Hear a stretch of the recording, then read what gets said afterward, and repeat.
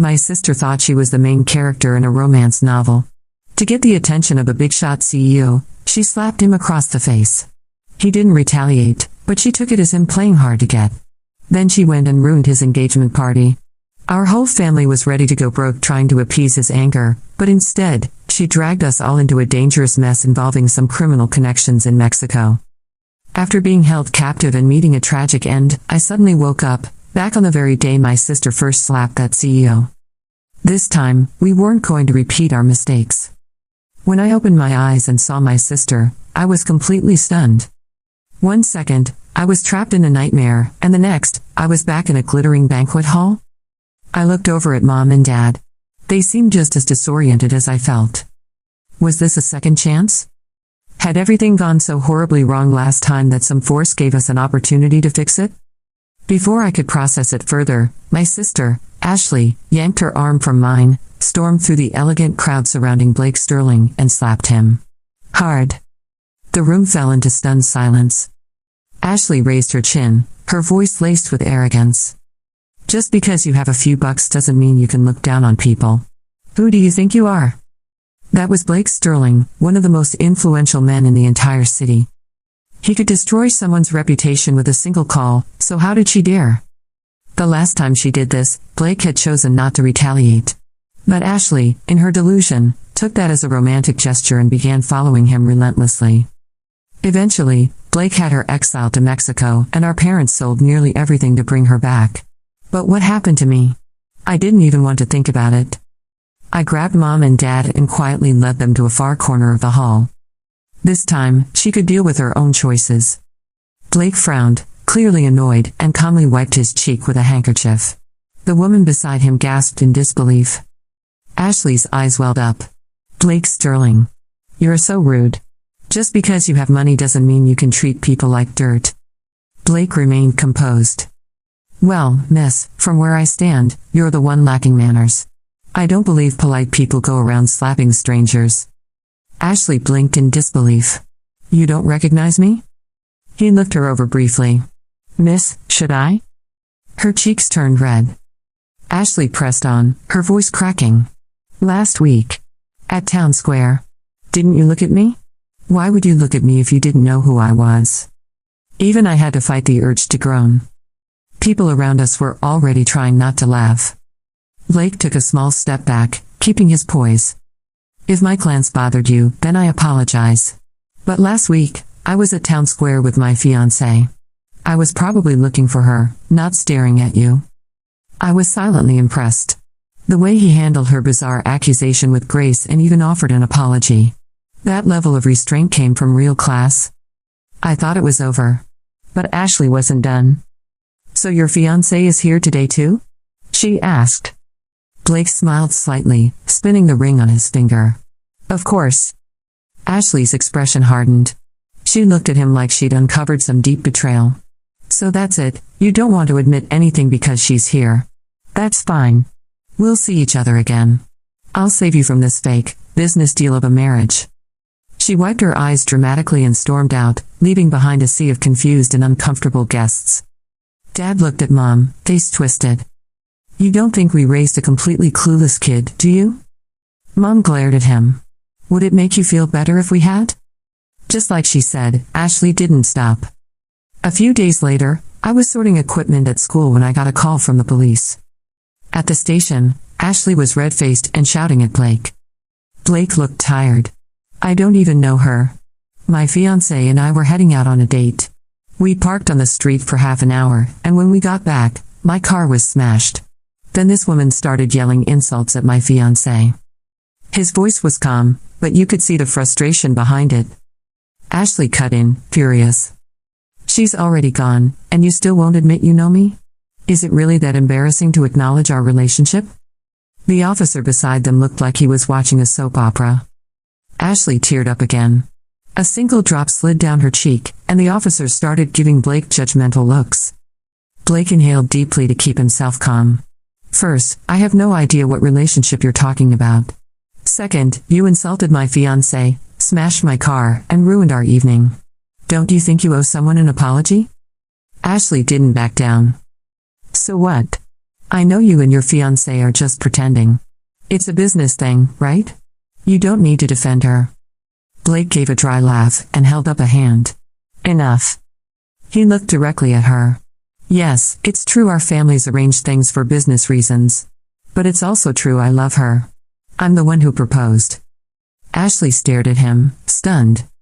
And this relationship you keep mentioning, he continued, are you talking about the time you slapped me at a public event, or when you smashed my car and cursed out my partner? The officers' faces changed instantly. Ashley turned to me, desperate now, sis. Please. Say something. Help me. She wanted to drag me into this? Blake's eyes turned to me, sharp and questioning. I looked at my sister's trembling face and replied, slowly. What do you expect me to say? Ashley paused. She had always been the frail one in our family, so we spoiled her endlessly.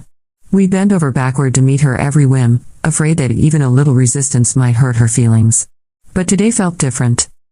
She jabbed her finger at me, her tone harsh and full of entitlement. You can't think for yourself? Ashley, are you deaf?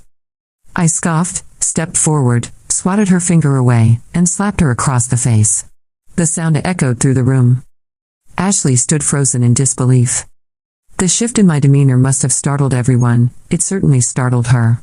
She always expected me to shrink away. Not today. As the police tried to intervene and calm things down, I clenched my jaw and snapped, do you seriously think you're some romance novel heroine and the world revolves around you? Just because Blake looked at you once, you think he's into you? You even slapped him at the banquet hall to get his attention. Ashley, are you even thinking straight? She was exposed, raw, angry, humiliated. With one side of her face already turning red, she screamed, what are you talking about, you little brat? What do you mean I think? It's obvious that Blake is just pretending to be distant because he's into me. That's how it always goes in love stories. Even if I hadn't read at every twist and turn in those books, I knew what respect and common sense looked like. I ignored her. She kept threatening to tell Mom and Dad that I was ganging up on her with outsiders. I turned to Blake and bowed deeply. I'm sorry, Mr. Sterling. My sister caused you trouble. Blake's expression softened, and for a brief moment, he looked at me not with anger, but understanding. I remembered my past and how much I had endured while living in Mexico, clawing my way through hardship without a safety net. I had learned to speak up for myself. Looking him in the eyes, I said, Mr. Sterling, since my sister damaged your car, I believe she should take full responsibility for her actions. Neither my parents nor I will pay for the damage. It's time she realizes that actions have consequences. Blake paused for a moment before nodding. I can tell your family has some tough dynamics. My lawyer will be in touch. I need to get going.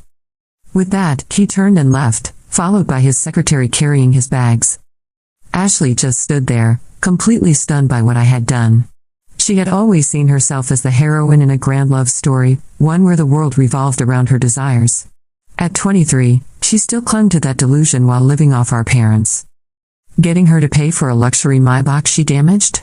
That would be like asking her to climb Everest in flip-flops. But if she thought for a second that I was going to help her pay for it, she was dreaming. Our family wasn't poor, but we weren't foolish either. There was no way I'd lift a finger for that. I shot Ashley a cold look and walked out of the police station. Behind me, the police restrained her as she screamed and struggled, and I used the chaos to call my parents. Mom? Dad? We need to talk. As expected, Ashley arrived home in tears. Young, entitled, and now $200,000 in debt. What a future. Before our parents could even ask what had happened, she pointed at me and shouted, Mom. She set me up. She humiliated me in front of everyone, and now I'm stuck with a $200,000 debt. Mom, lounging on the couch and watching her soap opera, finally set down the remote and gave Ashley a weary look. Are you serious right now? You're saying your sister embarrassed you? If you hadn't smashed Mr. Sterling's car and refused to apologize, would she have said a word to you? I sat quietly at the dining table, going over my lesson plans. We had coddled Ashley her entire life. No one had ever told her no. No one had ever corrected her. And for Mom to finally call her out? That was new. Predictably, Ashley exploded. She knocked over the fruit bowl on the coffee table. How can you all treat me like this? You're taking a stranger's side over mine? Blake likes me. He's just shy. And you, she pointed at me again, you just had to go and ruin everything by making yourself look better in front of him. Dad, who usually adored Ashley, chuckled dryly. Blake likes you? Then how come no one else can see it but you? We've got a mirror at home, sweetheart. Maybe use it. Sometimes I wonder if your mom and I raised a dreamer or just someone completely out of touch with reality. Even I winced a little. Dad had always been the one to defend her the most. Ashley's eyes turned glassy, and she whined in that high-pitched voice that made my skin crawl. Dad, why would you say that to me? He rolled his eyes and sighed. You're in your 20s and still living in some make-believe world where you're the star of a soap opera. Even I know I'm not the male lead in anyone's story. Ashley realized she was losing ground with Dad, so she turned her frustration toward me. You told them, didn't you? She hissed. You told them bad things about me. I looked up from my lesson plans with a smirk. Did you say something to them to badmouth me? She fumed. I calmly added, what exactly did I say? You wrecked Mr. Sterling's car all on your own. You want us to cover it for you? You've been doing this since you were a kid, I continued. Remember when you tried to impress that boy in school by being reckless? Now you're just doing it on a larger scale. Don't you think it's time you grew up? Ashley had always had unusual behavior. When she was 7, she once invited a stranger she met at the park to our house, claiming she wanted to rescue him. At 9, she lied about her age online and got into a scary situation. At 12, she wandered off with a neighborhood toddler, thinking she could start a babysitting adventure. Each time, Mom, Dad, and I had to clean up after her. Once, she claimed she was living a tragic love story and doused a classmate with hot tea because she thought he'd hurt her feelings. We had to pay a fortune in damages. Now, Ashley stood in the living room, surrounded by the people who had always protected her, and felt like a stranger among us. For the first time, no one was shielding her. No one was standing up for her. Her sadness turned into anger. She kicked the coffee table, eyes blazing with misplaced conviction. Just wait. I'll show you all. Blake does like me. I am the heroine of this story. She wiped her tears and stormed out, slamming the door behind her. The room fell silent. Dad, Mom, and I exchanged uncertain glances. Dad looked at the smashed fruit on the floor and the overturned coffee table. He swallowed hard. After a long pause, he muttered under his breath, did we ever get her checked when she was born? Mom blinked, confused. What do you mean? Dad pointed at the mess and whispered, half joking, half worried, I mean, is it possible she's just living in a completely different reality? After that day, Ashley didn't come home. Mom, Dad, and we were relieved. The house felt quieter, lighter. For the first time in years, we could breathe. But Ashley was still Ashley. After publicly slapping Blake and destroying his luxury Maybach, you'd think she'd lie low and reflect. Instead, she doubled down on her delusions. She showed up at the gates of the Sterling estate, in the pouring rain, no less, dressed in a flimsy white dress, kneeling on the pavement like some tragic movie heroine. With mascara streaming down her cheeks and a bouquet of wilted flowers in her hands, she wailed for Blake to come out and face her. Her voice trembled as she claimed, loudly and shamelessly, that Blake had taken her virginity and needed to do the right thing by being with her. It didn't matter that no such thing had ever happened. She was playing to the crowd. And unfortunately for everyone involved, she got one. Because that day wasn't just any day, it was the engagement party of Blake Sterling and his fiancée, Jennifer Lancaster. That's right. Ashley stormed a private, high-profile engagement party with fabricated accusations and melodramatic theatrics, believing, truly believing, that she was there to rescue her relationship with Blake from being destroyed by some evil other woman. She even pushed past the estate security guards, got on her knees in front of Jennifer and shouted, Blake and I are in love. You need to step aside. This engagement is a mistake. Blake, usually so stoic and hard to read, looked as if he'd seen a ghost. His entire body stiffened as Ashley clung to his arm like a shipwreck survivor. Blake, I know you love me. She pleaded. You don't have to go through with this business arrangement. Run away with me. The crowd was horrified. Phones came out. Cameras flashed. Whispers grew louder. Jennifer stood to the side, silent but composed, her posture regal despite the chaos. Blake broke free of Ashley's grip and ran to Jennifer, his voice shaking. "Baby, I swear I don't know what she's talking about. I didn't touch her. You have to believe me." Jennifer turned slowly toward Ashley, the calm in her eyes more threatening than any anger could have been. Ashley's face twisted into a sneer. "What are you looking at? You're just a mistress trying to steal what's mine." Jennifer tilted her head slightly. "You're accusing me of being the other woman? Then tell me, when and where exactly did this supposed affair between you and Blake happen?" Blake opened his mouth to speak, but Ashley cut in. "Yesterday. At the motel by Town Square." The reaction was immediate. Several guests gasped and backed away. The tension thickened. Ashley didn't even realize how absurd she sounded.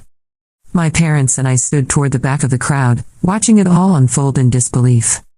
Jennifer smiled thinly and turned toward the Sterling family patriarch, seated on a grand chair, observing silently.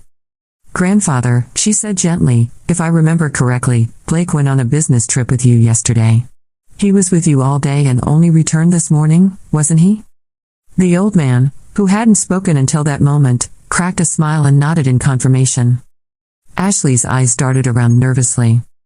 "I must have gotten the date wrong," she stammered. "It was the day before that." "Yes, the day before."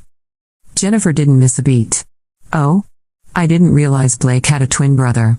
Because he was with me the entire night before. Are you saying there's another Blake we don't know about?"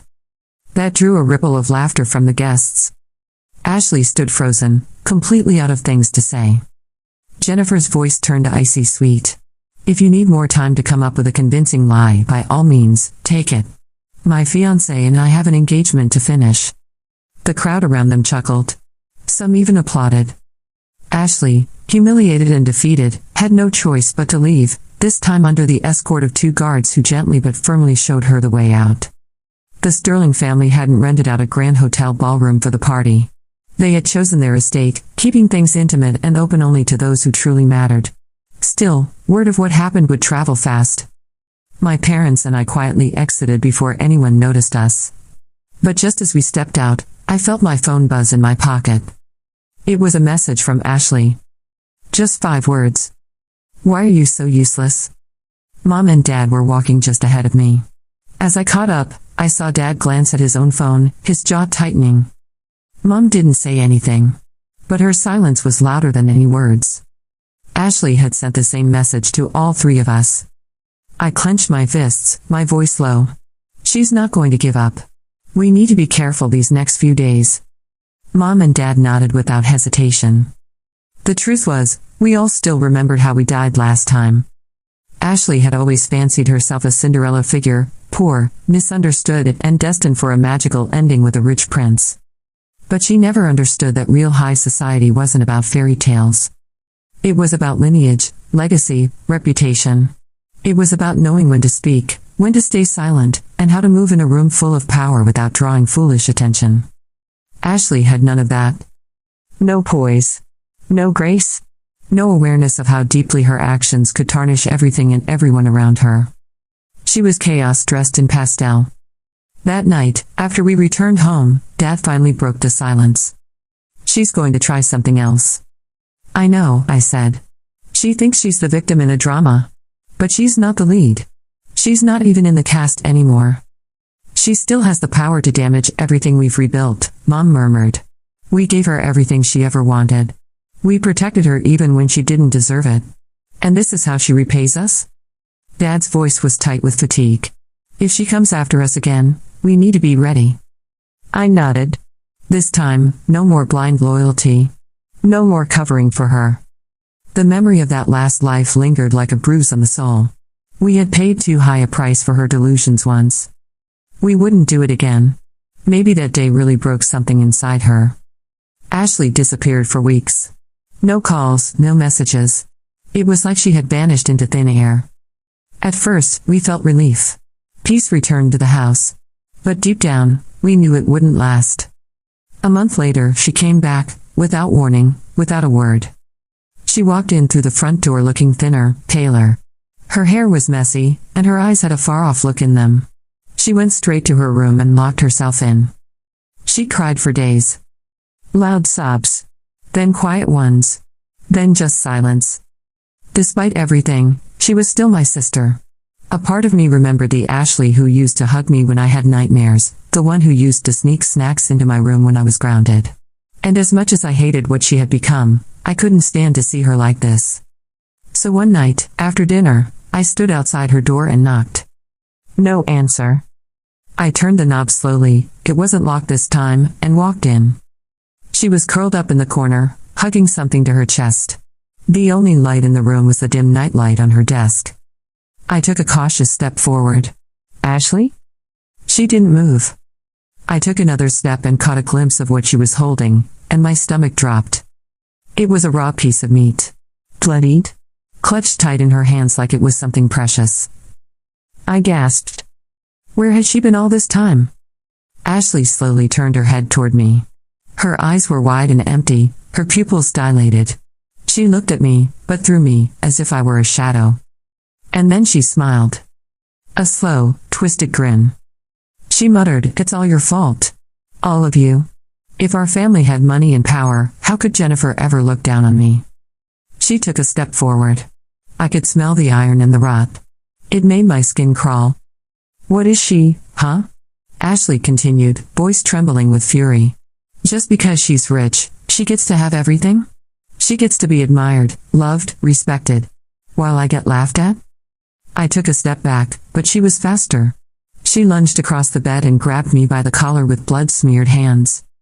I should be the one standing beside Blake, she growled. I should be the daughter-in-law of the Sterling family. That should have been my life. I stared at her, wide-eyed, frozen in shock. Then, on instinct, I pushed her hard, sending her stumbling backward onto the bed. Ashley lay there for a moment, blinking like she didn't understand what had just happened. Then she sat up, panting. She laughed, high-pitched and erratic. Why? Why didn't he fall in love with me at first sight? Her voice cracked. He was supposed to. Just like in the stories. I was supposed to win him over. Not Jennifer. She looked toward the window, muttering to herself. She's pregnant, you know. But she'll give it up. For her career.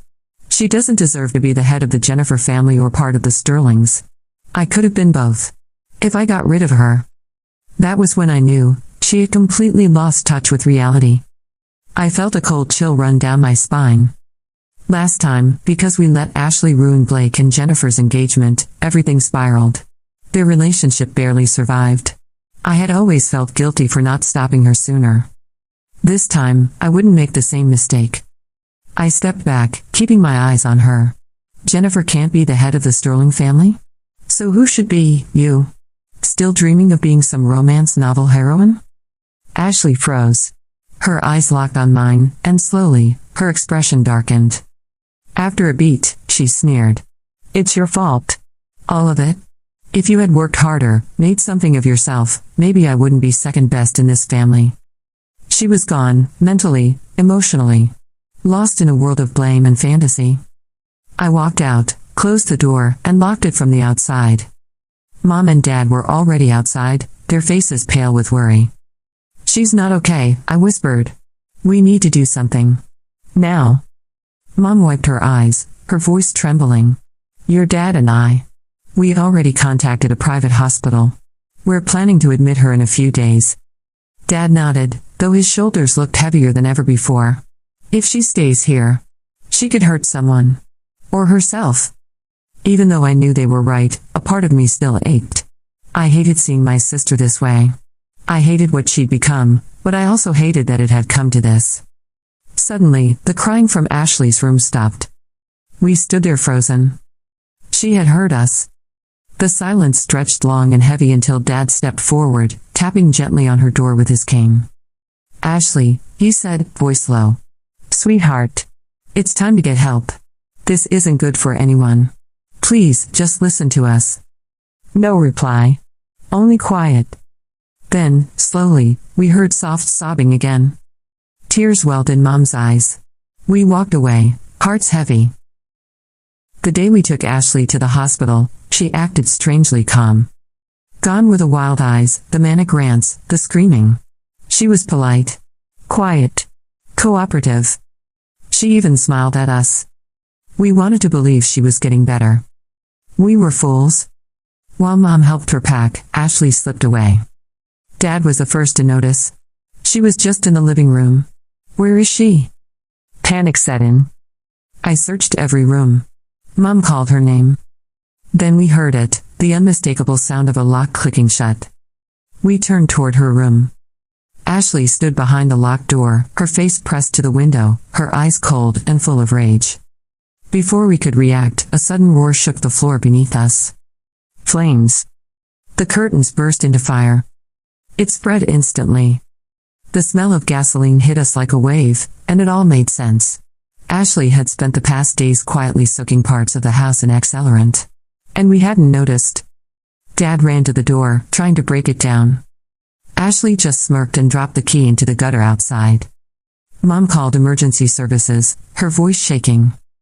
I ran to the bathroom, soaked towels, and handed them out. We covered our mouths and tried to escape. But the basement door was near the kitchen, where the fire was already creeping. The smoke was too thick. The air was unbreathable. Before I lost consciousness, I felt my parents' arms around me, shielding me with their bodies. My last thought was, are we really going to die again? But I woke up. The thick scent of antiseptic replaced the smoke. I opened my eyes slowly to white walls, a monitor beeping beside me. I was in a hospital. Mom sat at my bedside. The moment she saw me stir, her eyes flooded with tears. Ashley, you're awake. Thank God. Her voice trembled, but it sounded like music compared to the chaos of that night. I broke into tears. Mom pulled me into a hug, and I could feel her shoulders shaking with relief. We were alive. But nothing would ever be the same again. Dad entered the hospital room slowly, his arm tightly wrapped in thick gauze. The moment I saw him, I wanted to ask what had happened, how he got hurt, whether Mom was okay, but my throat was dry and sore, and no sound came out. He noticed me trying to sit up and hurried over, gently holding my shoulder down. His voice, hoarse and tired, sounded foreign to me. Ashley's gone, he said quietly. We don't know where she ran off to. Your mom and I have called everyone we could think of, but her phone is off. Just stay home for now. Don't go to school. Rest.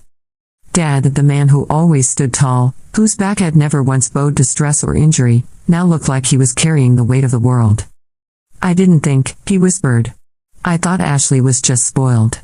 I didn't think she'd go that far. Mom was standing in the corner. She hadn't said a word since Dad entered the room. She trembled slightly, and when I looked at her, I saw silent tears sliding down her cheeks. After what felt like an eternity, she broke the silence with a sob. We called the police. Right after the fire.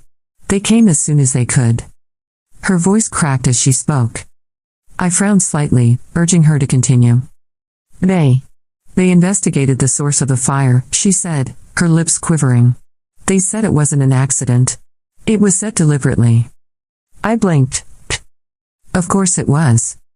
But then she added, voice barely audible, they found traces of an improvised incendiary device. My entire body tensed. A homemade explosive? We weren't rich. We weren't involved in anything criminal. Who would give something like that to Ashley? And why? And then I remembered. The thing she had been holding that night, sitting on her bedroom floor, soaked in blood. A horrible realization hit me like a truck. I reached for my phone, my hands still weak but determined. I typed a short message and handed it to Mom. Check the hospital nearby. See if Ashley had a procedure recently. Something related to pregnancy. She looked at me in shock. Dad took the phone from her hands, read the message, and walked out without a word, his expression clouded and dark. 2 hours passed. They felt like days. Then Dad returned with a medical report in hand. He handed it to me wordlessly. I looked down. 3 months pregnant. The words blurred behind my tears. Mom covered her mouth, trying not to sob again. Dad stared at the paper, then quietly folded it and set it aside. He picked up the phone and called emergency services. Ashley is dangerous, he said simply. She needs help.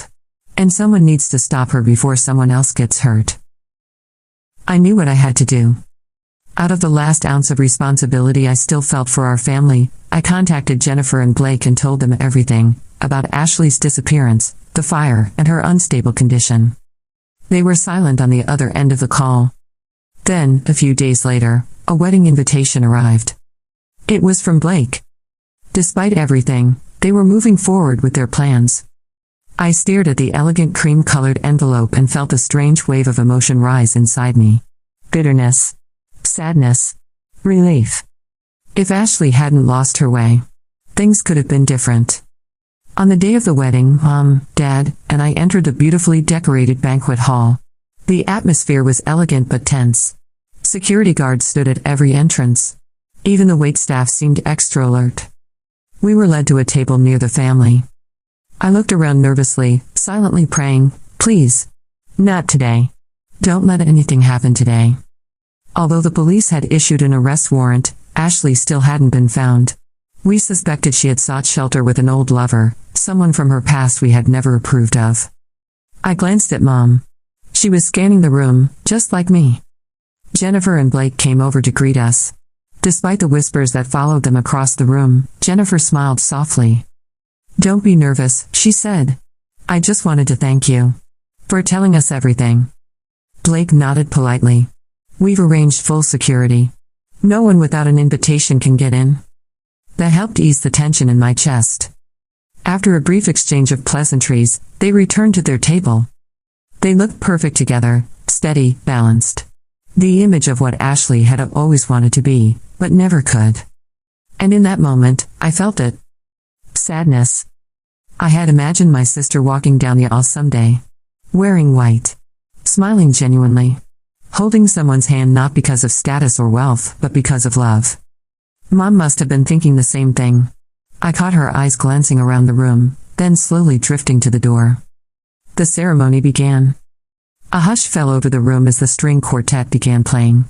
The tall double doors opened slowly. Guests turned, smiling in anticipation. Security stood in position. Everything seemed perfect. Blake reached for the ring. And that's when we heard it. A loud, sharp bang. My entire body went cold. Gasps rippled through the room. The music stopped. Behind me, I heard the unmistakable sound of safety catches being released, security officers drawing their weapons. A figure stepped forward, dragging someone with her. Ashley. She was holding a sharp object, the blade pressed against the neck of an elderly man. My breath caught. It was the sterling patriarch. Even from across the room, I could see his frozen expression. Ashley's eyes were wide and wild. Her hair was a mess, her dress torn. And then I saw it, her stomach. She was visibly pregnant again. Jennifer took a step forward, her voice calm. "Ashley, what are you doing?" Ashley turned her gaze toward her, and her expression changed. From dazed to furious in an instant. "You ruined everything," she screamed. "You stole my place. I should have been the one standing there today." The crowd watched in stunned silence. The guards didn't dare move. Not while the knife was so close to the patriarch's throat. "Ashley," Blake said gently, raising his hands. "Let him go. You don't have to do this." Ashley's arm trembled, but the rage in her voice didn't. "You all made me into a villain," she hissed.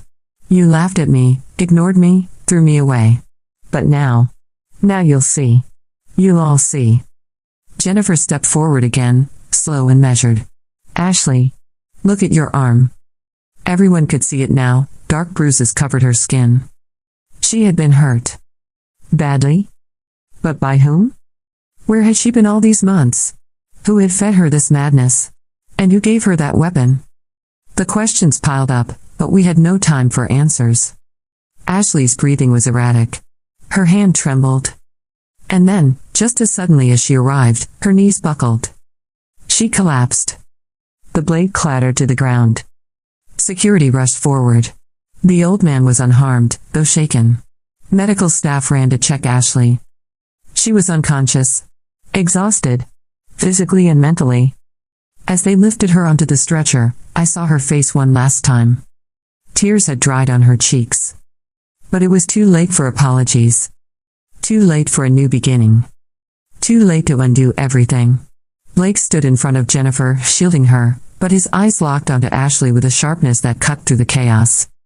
"Ashley," he said firmly, "I don't know why you hate my wife so much. After Leon was done with you, he sent you to a massage parlor. Jennifer was the one who paid to get you out. She even gave you money to start over. And now you're claiming she ruined your life?" His words hit like thunder. Mom, Dad, and I were speechless. No wonder Ashley had disappeared for so long. She had been in a place no one could imagine. It all made sense now.